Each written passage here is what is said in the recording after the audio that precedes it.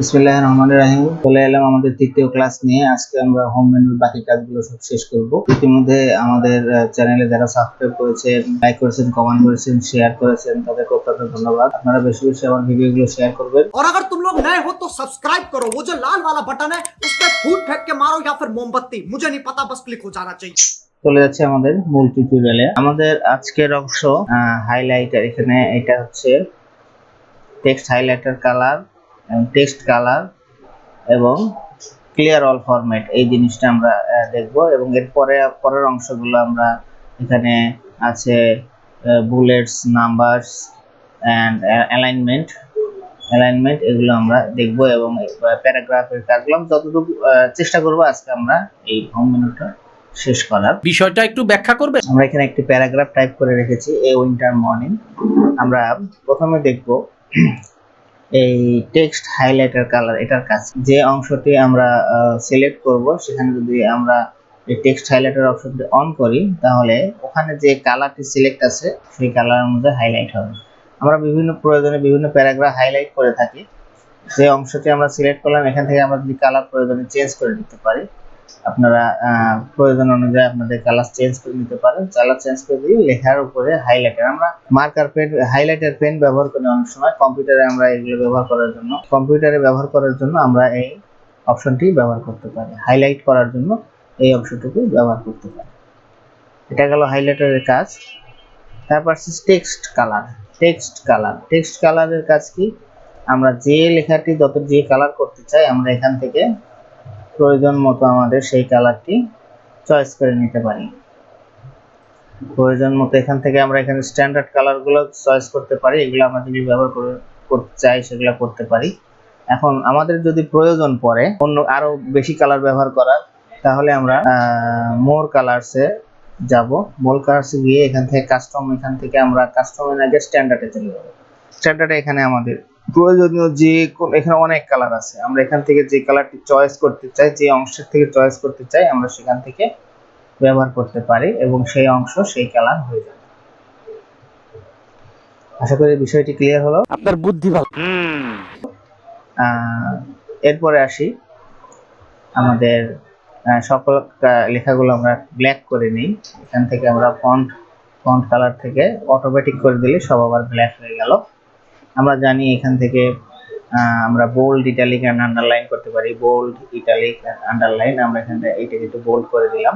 এরপরে আসতেছে অ্যালাইনমেন্ট গুলো কি? লেখাটি আমাদের বাম সাইডে শেষ সাইডে থাকবে না ডান সাইডে? ধরেন আমি এই পুরো অংশটুকু সিলেক্ট করে নিলাম।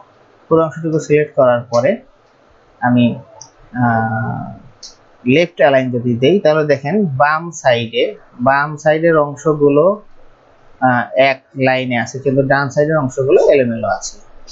আপনি যদি মিডিল অ্যালাইন দেন দেখেন লেখা মিডিলের শেষে গেল।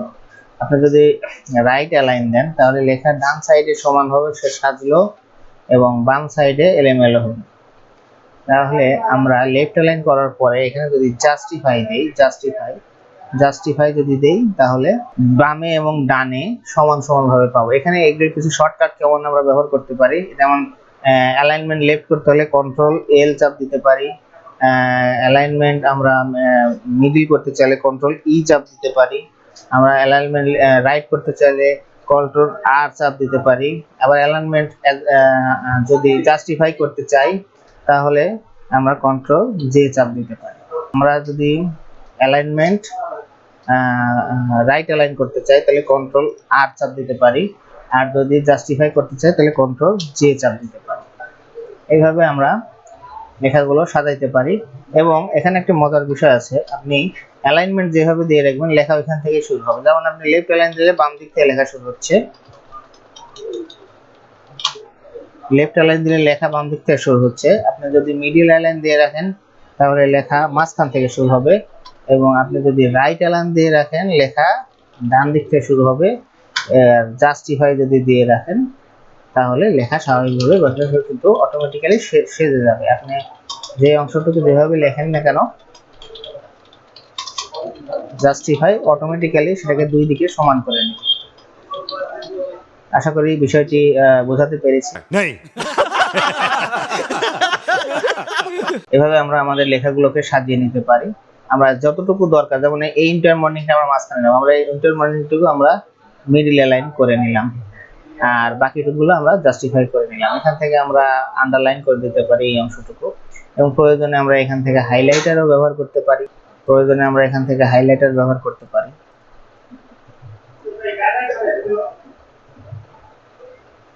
প্রয়োজনে আমরা এখানে হাইলাইটার ব্যবহার করতে পারি।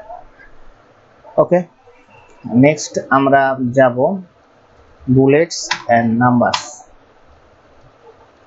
বুলেটস এন্ড নাম্বারস এখানে আছে বুলেট লাইব্রেরি। এখান থেকে আমরা যে কোনো লেখার আগে যদি কোনো চিহ্ন আমরা সিলেক্ট করে নিই, তাহলে এখানে আমরা যা লিখবো, একটা কিছু লেখার পরে যদি এন্টার দেই, অটোমেটিক্যালি সেখানে আরেকটা চিহ্ন, ওই চিহ্নটা চলে আসবে। আচ্ছা, এখানেও একটা মজার ব্যাপার আছে। এখানে আপনারা যে এইখানে যা আছে শুধু সেগুলোই ব্যবহার করবেন তা কিন্তু নয়। আপনারা চাইলে আপনারা চেঞ্জ লিস্ট থেকে আপনারা ডিফাইন নিউ বুলেটসে গিয়ে আপনারা এখান থেকে পিকচারও সেট করে দিতে পারেন। যদি কোনো পিকচার আপনার কম্পিউটারে থাকে কিংবা কোনো ক্লিপ আর্ট, আপনারা যদি এখান থেকে কোনো পিকচার সিলেক্ট করতে চান, তাহলে সেই পিকচারটা সিলেক্ট করে ইনসার্ট দিলে আপনার বুলেট হিসাবে সেই পিকচারটা এখানে শো করবে। যে কোনো পিকচার, যে কোনো যদি আপনারা বুলেট হিসেবে যে কোনো পিকচারে আপনারা বুলেট হিসেবে ব্যবহার করতে পারেন। আবার এখানকার যে কোনো একটা আপনারা এখান থেকে যে কোনো একটা ডিজাইন ব্যবহার করে নিতে পারেন। এটা গেল বুলেটস।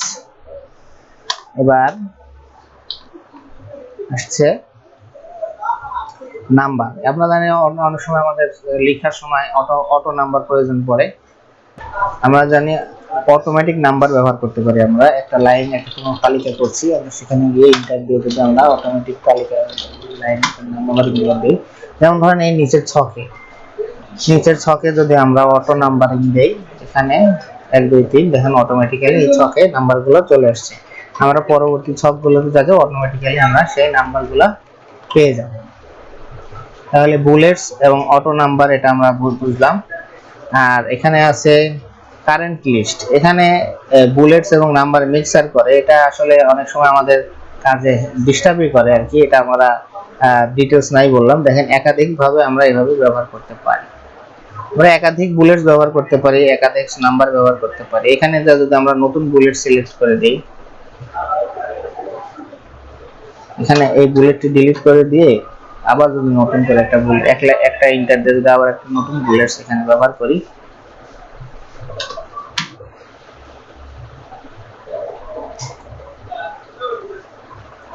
তাহলে এখানে আবার নতুন করে আরেকটা বুলেট আমরা ব্যবহার করি।